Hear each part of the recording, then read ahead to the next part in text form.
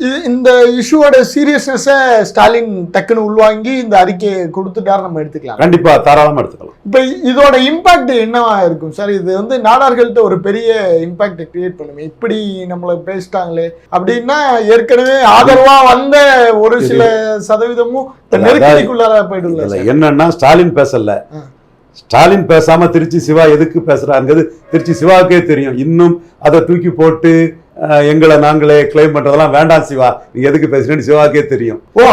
இது பேசுறதுக்கு பின்னாடி ஒரு பெரிய கதை இருக்கு, அது தெரியும். அது இது என்னத்துக்கு எனக்கும் எவ்வளவு நண்பர்கள் இன்னைக்கு ஊழ்வினை உறுத்து வந்து ஊட்டுன்னு ஒரு கல்லர் சமுதாய தம்பி தான் எனக்கு ஒரு பெரிய இக்கட்டுல வந்து எனக்கு உதவின ஒரு தம்பி தான் நீங்க வந்து முடிச்சு வைக்கணுங்கிறது விதின்னு அந்த கல்லர் சமூக தம்பி தான் பேசினான். இதுக்கு மேல சிவாவுக்கு புரியும், அதுக்கு விட்டுருங்க, இதுக்கு மேல அதெல்லாம் பேசாண்டாம் சார். இப்ப இதுல வந்து சார் விசிகாவுடைய தலைவர் தொல் திருமா அவர் என்ன சொல்றாரு, திமுகவுக்கு விழுற 4 ஓட்டுல வந்து 1 ஓட்டு வந்து விசிகா ஓட்டு அப்படிங்க. கிட்டத்தட்ட ஒரு 25% விசிகா கிளைம் பண்றாங்க சார். விசிகா கிளைம் பண்ணலாம், மதிமுக கிளைம் பண்ணலாம், காங்கிரஸ் கிளைம் பண்ணலாம், ஒவ்வொருத்தரும் கிளைம் பண்ணலாமே.